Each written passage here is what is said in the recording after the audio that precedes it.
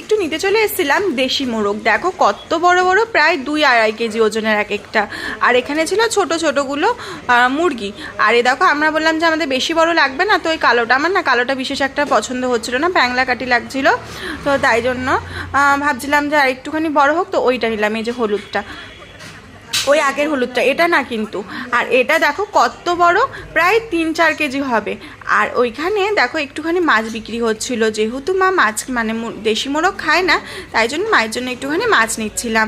আর এই মাছটা না এখানে বেশ এরকম ধরনের মাছগুলো পাওয়া যায়, আমি তো একদমই জ্যান্ত মাছ খেতে পারি না, তাই জন্য মায়ের জন্য একা। আর আমি হাফ নেব, ভাবছিলাম যে গোটাটা নিয়ে কী হবে, তাই জন্য আমি হাফ নেবো আর একটা কাকু হাফ নেবে।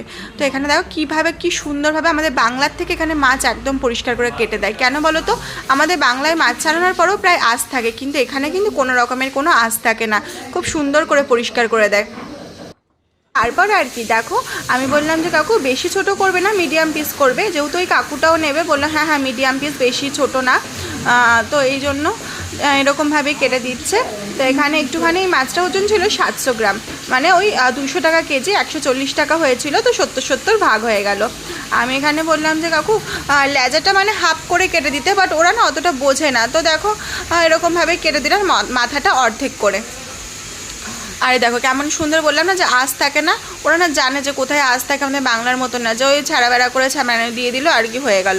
বা এখানে খুব সুন্দরভাবে মাছটা কেটে দিল। আর ওখানে দেখো বললাম না যে দুজনে ভাগ করে নেব, 2 রকমের ভাগ করে দিল। মাথাটা অর্ধেক অর্ধেক করে দিয়ে দেবে। এবার আমি বললাম কি আমি লেজাটা নেবো না, যেহেতু লেজাটা ভীষণ কাটা থাকে আর লেজাটা খেতে পাওয়া যাবে না, তাই আমি বললাম আমি এই দিকটা নেব। আর ওইদিকে মাছ টাছ নেওয়ার পর এখানে আমার ততক্ষণে মুরগিটা ছাড়ানো হয়ে গেছে, মুরগি তো না মোরগ। আর এখানে মোরগ ছাড়ানোর কায়দাটাও দেখো কত সুন্দর করে পরিষ্কার করে দিচ্ছে, বাড়িতে গিয়ে আর পরিষ্কার করার কোনো ঝামেলাই নেই।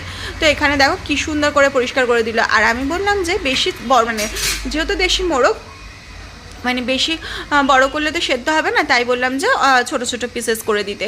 তো যেমনটা বলা তেমনটাই কাজ, ভালো করেই পিসেস করে দিলে একদম পরিষ্কার পরিচ্ছন্ন করে। আর বাড়িতে নিয়ে গিয়ে যাতে আমাদের তেমন একটা পরিষ্কারও করতে হয়নি। আর এই মুরগিটার প্রায় ওজন ছিল 1 কেজি 800, তো কেটে কুটে ওই মোটামুটি 1 কেজি সামথিং কিছু একটা দাঁড়ালো। তো দেখো এখানে ভালো করে মুরগিটা ছাড়িয়ে নিচ্ছে।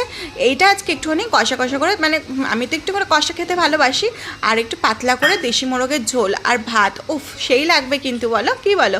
আর তোমাদের যদি খেতে ইচ্ছা করো জলদি জলদি যাও কি কিনে নিয়ে চলে আসো। তো মাছ মুরগি সবই তো কেনা হলে, এবার একটু সবজি তো নিতে হবে নাকি, তাই জন্য এখানে নিতে চলে আসলাম। একটুখানি উচ্ছে আর হচ্ছে কাঁচা লঙ্কা, তো একটুখানি উচ্ছে নিলাম, আর আগেই দেখো কাঁচা লঙ্কা নিয়ে নিয়েছিলাম। আর এখানে মা একদম কষিয়ে কষিয়ে দেশি মোরগের ঝোল রান্না করছে, সঙ্গে একটু ডিম দিয়ে দিয়েছিল, মা যেহেতু একদমই খায় না, তাই জন্য আমি এখানে একটু কষা নিয়ে খেয়ে নিই।